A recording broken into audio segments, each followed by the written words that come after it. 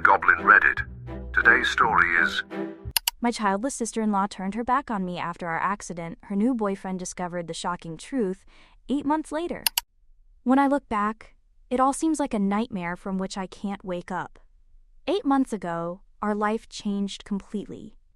My husband and I were returning from a special night out, something of a rarity, with 2 young children at home, when a drunk driver ran a red light and crashed into our vehicle. My next memory is of waking up in hospital, confused and in pain, surrounded by machines and medical staff. My first thought wasn't about myself, but about my children. Who was looking after them? Were they safe? I needed to know that everything was okay with them. Our neighbor, Mrs. Donahue, had been looking after them that night, kindly offering to do so that we could enjoy our outing. She was truly our savior at that critical moment, as neither of us could leave the hospital. However, Mrs. Donahue was an elderly person with her own physical limitations. When the doctors informed me that I would be on bed rest for weeks, and that my husband would need at least 4 months before he could walk without support, I panicked.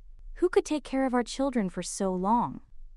My parents lived in another state and had health problems that prevented them from traveling, and their parents, although loving, were not in a position to look after a 3-year-old and a 6-year-old. That's when I thought of Trina, my husband's sister. She lived nearby and had always been very clear about her decision not to have children, but this was completely different. We weren't asking her to look after the children for the fun of it. It was a real emergency. My husband had his doubts, commenting in a low voice that Trina wasn't exactly the maternal type, but I didn't have the energy to argue. We were desperate, and family is supposed to be there to support you in difficult times, isn't it? We called Trina and explained our situation. Her response shocked me deeply. She said she couldn't disrupt her routine or compromise her personal boundaries because of our accident. She had chosen a child-free lifestyle, and we couldn't expect her to intervene just because we were in crisis. Her tone was nonchalant, almost dismissive, as if we were asking her for a simple favor rather than help in a critical situation. I was speechless. My husband tried to reason with her, explaining that we weren't asking for a permanent arrangement, just help until we could recover. But she stood firm, insisting that it was not her responsibility to alter her life for us. I couldn't believe what I was hearing. It wasn't as if Trina had an extremely demanding job or big responsibilities.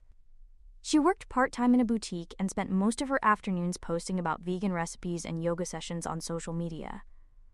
I kept wondering, how can someone be so selfish? She didn't even apologize, she was just curt. It was clear that she didn't care about us at all. In the end, it was Mrs. Donahue who stepped forward. She couldn't take care of everything on her own, but she organized a group of neighbors who took turns helping. They coordinated to take care of the children, bring meals, and help with errands. Their generosity moved me to tears, but it also intensified my resentment towards Trina. Here were practically strangers striving to support us, while one member of the family categorically refused to help. I tried to ask my mother-in-law for help when possible, as she lived closer, but she only visited the hospital once to see how her son was doing. The following weeks were some of the most difficult of my life. Between physiotherapy sessions and trying to run the household from a hospital bed, I was completely exhausted. My husband did the best he could, but he was limited by his own injuries. Every time I thought of Trina, I felt a wave of anger building up inside me. She hadn't even called to see how we were. It was as if we had ceased to exist for her. The rift she created wasn't just between her and me, it also affected my relationship with my husband. He didn't openly defend her, but his refusal to confront her made me feel unsupported. He would say things like, "She's always been like that," or, "That's just Trina," as if that justified her behavior. I wanted him to be as outraged as I was, that he would confront her for her selfishness. But he remained neutral, caught between his wife and his sister. It became an unspoken rule in our home not to mention her name, but the resentment persisted like a shadow over everything. Months passed, and gradually life returned to some kind of normality. My husband and I recovered physically, but emotionally I was still hurting. I focused on the children and tried to put my anger aside, although it wasn't easy. Every time I saw Trina's name on social media, showing off her latest vacation or some elaborate meal she had prepared, it rekindled my bitterness. She hadn't just refused to help. She had continued with her life without a care in the world while we struggled to survive. What hurt me most wasn't just her refusal, it was the principle behind it. Emergencies reveal who really cares about you, and Trina had made it painfully clear where we stood on her scale of priorities. Family for her was an abstract concept, something she could engage with or not according to her convenience. I couldn't understand how anyone could be so indifferent, so disconnected from the people who were supposed to matter most to them. By the time everything had calmed down, I had made a decision. I wasn't going to allow Trina back into our lives, at least not easily. She had shown me exactly who she was, and I wasn't going to give her a free pass. It didn't matter if my husband thought I was overreacting, or if the rest of the family thought I was being too harsh. Trina had drawn a line in the sand, and I intended to keep her there. Little did I know that she would be the one to cross that line just a few months later, but not for the reasons I would have expected. It was a quiet morning when Trina's name appeared on my phone screen, and for a second I thought I was imagining it. It had been 8 months since the accident, and not once had she called or sent a message. I stared at her name on the screen, debating whether to answer. Curiosity got the better of me, so I replied, preparing myself for whatever half-baked excuse or apology I might offer. She didn't even begin with the basic pleasantries. She went straight into telling me that she had some exciting news to share. Apparently, she had been seeing someone new, a man called Kevin, who, according to her, was a very family-oriented person. She emphasized how much he valued close family relationships and how important it was for her to show him that she was, in her words, a committed aunt. I blinked several times, trying to process what I had just heard. She casually went on to ask if she could come and spend time with the children that afternoon, or if I could leave them with her. Her audacity hit me like a physical blow. 8 months of silence, no apologies, no acknowledgement of the hell we had been through, and now she wanted to play the role of loving aunt. I was so stunned I couldn't even form a coherent response. When I finally found my voice, I asked her why she thought this was appropriate. She laughed slightly, saying it wasn't that serious and that she just wanted to bond with the children. I told her directly that she had made it very clear that she wasn't interested in being part of our lives when it mattered most. I reminded her of the countless times we begged her for help and how she had ignored us without a second thought. Her tone changed, sounding defensive and annoyed. She said she didn't understand why I was still holding a grudge over something in the past. Everyone has limits, she insisted, and it wasn't fair to expect her to abandon them just because we had an emergency. She said she wasn't against the family, but that she needed to protect her lifestyle choices. I couldn't help it, I laughed, but it was a bitter, cold laugh. Protect your lifestyle choices? Are you serious? I told her that personal boundaries were one thing, but selfishness was something else entirely. Her refusal to help wasn't about protecting herself, it was about pure indifference. I explained that it wasn't just her lack of action, it was the principle. Emergencies don't respect boundaries, and real family should be there when it really counts. Trina didn't like hearing that. She replied sharply that I was being overly dramatic, that she didn't owe us anything. Her voice was sharp, and she accused me of trying to make her feel guilty for making decisions that were best for her, but then she changed tack, trying to soften her tone, saying that she really wanted to make up for the past and show Kevin what a good aunt she could be. That's when I exploded. I told her bluntly that my children were not accessories for her to use to impress her new boyfriend. If she thought she could come back into their lives without taking responsibility for her actions, she was completely wrong. I made it clear to her that I was not interested in her impromptu attempts at reconciliation, especially when they were so blatantly selfish. Her response was to call me spiteful and vindictive, accusing me of punishing her for something she couldn't change. She said I was being unfair and selfish by denying the children the opportunity to have a relationship with their aunt. I replied that the relationship wasn't mine to deny, it was theirs to ruin, and she had done an excellent job of that all by herself. By the time I hung up, my hands were shaking with anger. I went over the conversation in my mind, wondering if I had been too harsh. But then I remembered all the sleepless nights, the pain, the anguish of those first months after the accident, and I knew I was justified in my reaction. Trina had shown me who she really was, and I wasn't going to forget it. Am I wrong about this? Update 1. She wasn't finished. 2 weeks later, she showed up on our doorstep with Kevin by her side. I wasn't home at the time, but my husband opened the door and let them in, much to my dismay. When I returned, they were sitting in the living room, Trina enthusiastically talking about how she would love to take the kids out for ice cream or to the park and have them over more often. Kevin intervened, saying that he thought it was wonderful that Trina wanted to be a more active part of the family. I stood watching them, barely containing my frustration. I turned to my husband, asking him why he hadn't told me they were coming. He shrugged, saying he saw no problem in allowing them to visit. I told Trina in front of everyone that her sudden interest in my children was not welcome. I made it clear that it was obvious she was not doing this out of love, but out of convenience. She had no right to show up uninvited and act as if everything was fine when she had done nothing to make up for her previous actions. Kevin tried to mediate, saying that family relationships could be complicated, but that it was worth trying to save them. I turned to him and asked him directly, "Do you even know what she did?" I told him about our accident and how Trina said that her child-free lifestyle choices were more important at that time. I asked him how he would feel if someone abandoned him in his time of greatest need and then came back acting as if nothing had happened.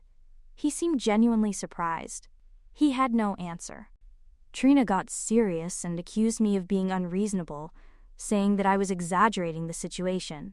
She insisted that I needed to let go of the past and focus on the future. That was the last straw. I told her that letting go was not the problem, trust was. I had made it perfectly clear that she could not be trusted, and I was not going to allow her to hurt my children in the same way that she had hurt me and my husband emotionally. I explained that forgiveness requires effort and responsibility, neither of which she had demonstrated so far. When she saw that she wasn't getting anywhere, she resorted to making me feel guilty, saying that I was being cruel by denying her the opportunity to be part of the children's lives. I replied that the real cruelty was what she did when she turned her back on us in our darkest hour.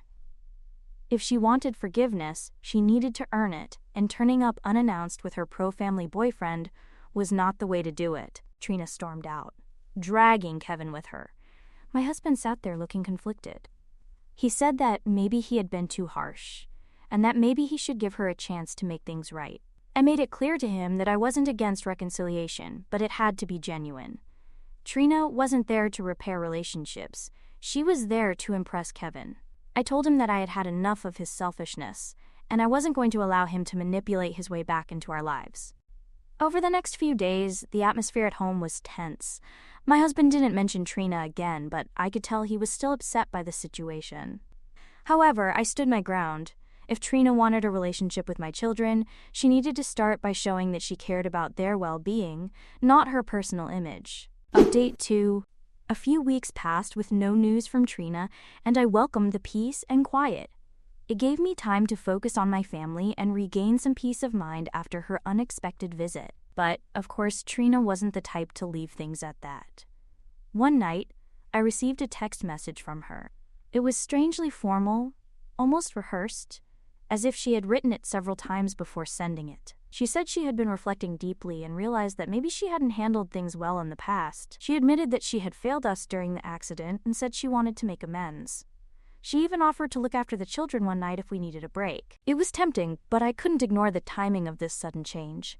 Only a few weeks earlier he had been defensive and indifferent, insisting that he had done nothing wrong. Now he was suddenly changing his stance. The skeptical part of me couldn't help but think that this was another strategy to get back into our good graces, for Kevin's sake, not ours. I showed the messages to my husband and asked his opinion. He shrugged and suggested that maybe I should accept her offer, if only to see if she was really interested in changing. He reminded me that holding on to resentment wouldn't do us any good, especially if she was genuinely trying to make things right. Her words stayed with me for days. I didn't want to be the kind of person who held grudges forever, but I didn't want to be naive either. Trina had shown her true colors more than once, and I wasn't convinced that a few well-worded messages would be enough to erase everything that had happened. Despite my doubts, I decided to explore this possibility. I replied, saying that if she really wanted to make amends, she would have to start by fully acknowledging the damage she had caused. I explained that I was not interested in empty gestures or half-hearted apologies. If she wanted to be part of our lives, she needed to prove that she could be trusted. I made it clear that allowing my children to go with her for now was not something I would consider. Her response came quickly, and it was clear that she hadn't expected me to react like this. She said that she thought her message had already acknowledged her mistakes, and that it wasn't fair for me to keep bringing up the past. She insisted that she was doing her best, and accused me of making it harder for her to fix the situation. I felt my patience running out fast. It was like trying to reason with a wall. No matter how I framed it, she couldn't or wouldn't understand that it took more than just saying the right words. I expressed exactly that to her, adding that if she wasn't willing to make a genuine effort, there was no point in continuing the conversation. She didn't respond after that, and I assumed that was the end of it. Update 3. I should have known it wouldn't end like that.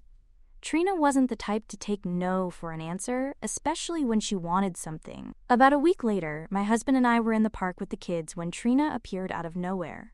She was perfectly groomed, clearly trying to make a good impression. As expected, Kevin was behind her, looking somewhat uncomfortable with the situation. She greeted us as if nothing had happened, in a cheerful and lively voice. She bent down to greet the children, who responded with noticeable hesitation. They didn't know her well enough to be excited by her presence, which seemed to surprise her. I crossed my arms, waiting for her to address the elephant in the room. Instead, she began to tell a story about how she and Kevin had just come from brunch and thought it would be nice to spend the afternoon with us. Kevin chimed in, saying how great it was that Trina was making an effort to reconnect with the family. I could feel my irritation rising internally, but I maintained a neutral tone as I asked her why she hadn't called first. She dismissed the question, saying she didn't think it was important and that my husband had given them directions to where we were. She added that she just wanted to spend time with the kids and thought we wouldn't mind. I stared at my husband, who seemed torn between supporting me and avoiding open conflict. I decided to take control of the situation. I told Trina that turning up uninvited was not the right way to proceed. I explained that if she was serious, she needed to respect our boundaries and stop trying to force her way back into our lives. Trina's cheerful facade visibly crumbled. She protested, saying she didn't understand why I was being so difficult. She claimed she was doing her best to fix things, but I was rejecting her at every turn. Kevin intervened, suggesting that I should give Trina the opportunity to prove that she had changed. That's when I completely lost my temper. I told Trina that actions speak louder than words, and so far her actions had only shown me that she cared more about appearances than authentic relationships. I pointed out that she had ignored us for months when we needed her most, and now she was trying to play the role of the loving aunt because it fit the image she wanted to project. I asked Kevin directly if this was the kind of woman he wanted as a potential mother of his future children. Trina's face flushed with anger, and she accused me of being bitter and heartless. She said I was judging her by an impossible standard. She even had the audacity to claim that my negative attitude was setting a bad example for the children. That was the last straw. I told her that my main responsibility was to protect my children from people who couldn't be trusted, and at that moment that included her. I added that she had no right to lecture me about being a good example, when she had consistently shown that she valued her own comfort above the well-being of her family. Kevin seemed to want to disappear from the scene, but Trina wasn't finished. She accused me of trying to take her away from the family and said I was being completely unfair. I replied that fairness had ceased to be relevant the moment she turned her back on us when we needed her most. I said I wasn't going to apologize for not wanting someone like her in our family. By the time the argument ended, Trina was furious, and Kevin was awkwardly trying to ease the tension. My husband remained silent, which only increased my frustration. Trina stormed out, dragging Kevin with her once again, but not before loudly declaring that she was done trying to please me. I had made my position perfectly clear. Update 4. A few weeks had passed since Trina's last appearance, and I thought that maybe she had finally got the message. But as usual, my optimism was misplaced. This time, she decided to involve my parents and my in-laws in the matter. My mother-in-law called one night while we were cleaning up after dinner. I could hear her voice even though the phone wasn't on speaker. She was shrill and insistent. She asked my husband why I was so determined to cause unnecessary tension in the family. She said that Trina was doing her best to make things right, and it wasn't fair that I kept rejecting her. My husband handled the call with more patience than I would have had. He calmly explained that we had valid reasons to be upset, and that Trina's recent actions were not exactly helping her case. Her mother did not accept these explanations. She insisted that family is family and that it was time to move on. I took the phone from her hands and told my mother-in-law clearly that I needed to stop justifying Trina's behavior. I reminded her how she and her daughter had refused to help when we were in the hospital, how she had ignored our calls and left us alone at that critical moment. I asked her what her justification for that attitude was. I explained that forgiveness didn't mean pretending that everything was perfectly fine. It meant addressing the damage caused and making people take responsibility for their actions. I hung up after that. My husband commented that his mother didn't understand why we couldn't just forgive Trina and allow her to spend more time with the children. I was still trying to maintain a neutral position, but I wasn't in the mood for diplomacy at the time. He asked if I could at least meet Trina halfway. He added that his mother felt I was taking things too personally, but that she didn't want to make me angry. His tone was cautious, as if he were testing the water to see how I would react. I didn't even give him a chance to finish. I asked him why he couldn't see what was so obvious to everyone else. Why he couldn't stand up to his family for once, instead of walking on eggshells around their feelings. I expressed how exhausting it was to be the only one fighting for what was right, while he remained in an ambiguous position pretending to mediate. He replied that I was being unfair to him. He claimed that he was trying to keep the peace, and that it wasn't as simple as taking sides in the dispute.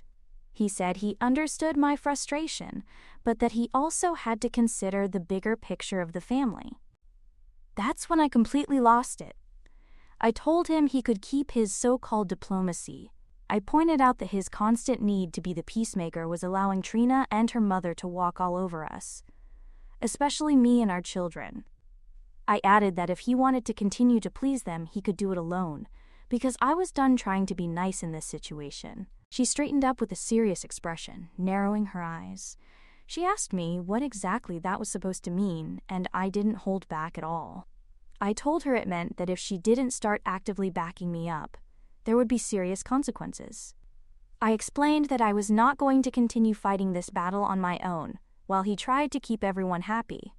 I stated that it was not my responsibility to make his family feel comfortable at the expense of my mental health. He argued that family conflicts are never black and white, and that I needed to stop making ultimatums. I laughed bitterly and told him to shut up. I was really angry with him. I made it clear to him that this was not about nuances. If it were, I would not have kept quiet for so long. I reminded him that his sister had repeatedly disrespected us, had abandoned us in our time of greatest need, and was now trying to manipulate us for her own benefit. I asked him how he could possibly see this situation as something that required neutrality. He tried to say something, but I cut him off. I told him that I was tired of being seen as the villain by his family while he played the role of the peacemaker. I expressed my weariness with his mother's guilt-tripping tactics and Trina's false apologies. I told him that I was exhausted from fighting for our family while he watched from a safe distance. He looked down, saying that he was just trying to handle the situation in a way that didn't completely destroy the family dynamic.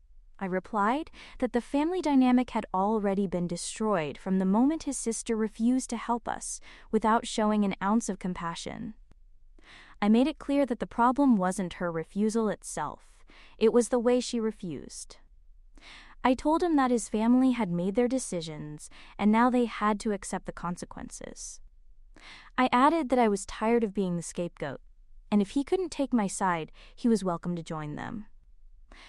I told him I wasn't asking for too much, just to show some loyalty to his own wife and children. I asked him if he even realized how painful it was to feel like he was facing this fight all alone. He sank down in his seat and for a moment I thought I had managed to make him understand, but then he said he didn't think this was worth destroying the family over. I was frozen, incredulous at his words. I asked him if he really thought I was destroying the family. I questioned him if he really believed that this disaster was my responsibility. He hesitated in his response, which only increased my indignation. I told him that his attitude was pathetic, that his need to maintain a false peace was going to cost him his relationship with the only person who had really supported him. I asked him if it had been his mother, who had looked after him over the last few months and helped him to recover. I told him that if he wanted to side with his family of origin, that was his right, but that he shouldn't expect me to follow him in that decision. I said that I had enough self-respect to stand up for myself, even if he didn't. He seemed genuinely surprised by my vehemence. I posed a hypothetical situation. How would he feel if his sister took our children to the park but didn't supervise them properly because she was distracted by her boyfriend and our children had an accident? I asked him if that would finally open his eyes. He didn't reply, he just stood there in a daze. I told him I had finished arguing, I had nothing more to add. I made it clear to him that if he wanted to save what was left of our marriage, he needed to start showing me that I was more important than the fragile egos of his family. Then I left the kitchen. I needed to take a deep breath. I needed some space to think. I sat down in the living room, and a few minutes later he came in and sat down next to me. He didn't seem as stubborn as before. He admitted that I was right. He had been hiding behind his supposed diplomacy, using it as a shield to avoid any kind of confrontation. He confessed that it was easier for him to let me play the role of the villain, because that exempted him from having to face his family. Hearing him admit it was in some ways comforting, but it also hurt more than I expected. I asked him why he thought that was acceptable and why he thought it was fair to leave me alone, bearing the full brunt of his family's judgment. He acknowledged that it wasn't right, and that was the part he regretted the most. He admitted that he had taken advantage of my protective instinct, knowing that I would always step up when things got tough. He said that he had been selfish in allowing me to bear all the blame while he tried to keep everyone happy. His voice broke slightly as he went on to say that he now realized how much pressure he had put on my shoulders. He said he understood how lonely he must have felt fighting those battles without support, especially when he should have been able to count on me unconditionally. He admitted that he hadn't been a good partner, and that he felt really bad about it. I stared at him, unsure of how to respond. Part of me wanted to forgive him immediately, but another part of me wasn't ready to do so. I asked him why it had taken him so long to see clearly. Why couldn't he have had this revelation before things reached this critical point? He said he didn't have a good answer for that, only that he had been too caught up in his own fears of disturbing the family peace. He explained that he had been so focused on maintaining the illusion of harmony that he didn't realize he was sacrificing something much more valuable: our trust in each other, our partnership as a couple. His words hit me hard, and for a moment I had to look away. I told him that his family's behavior was one thing, but his lack of support was something completely different. I explained that I could handle their judgments, blame, and manipulations, but I couldn't bear feeling that I was completely alone in this battle. Then he held out his hand, placing it gently on top of mine. He said he now clearly understood and promised to do better in the future. He assured me that he would stand firmly by my side from that moment on, even if it meant displeasing his family. He said he was done hiding behind excuses and letting me bear the full brunt of the situation. I could see the sincerity in his eyes as he spoke. I told him that actions would speak louder than words, and he nodded, saying he was ready to prove it with concrete facts. The tension between us gradually began to ease. It wasn't a perfect resolution, but it was a starting point for rebuilding. A few days later, Trina tried another strategy. She invited us all to a family dinner at her parents' house. The invitation came with an overly enthusiastic message. I almost laughed when I read it. It was so obviously fake that I didn't even bother to reply. My husband said he had already declined the invitation on both of our behalves, and that it wasn't worth giving it any more thought. The children, fortunately, were too young to fully understand the family drama unfolding. Since many of you were asking for an update on the situation with Trina's boyfriend, here is what happened about a month later. Kevin ended the relationship with her. It seems that he finally saw through her facade, and although he was not excessively wealthy as some suggested, As far as I know, he led a fairly comfortable and stable lifestyle.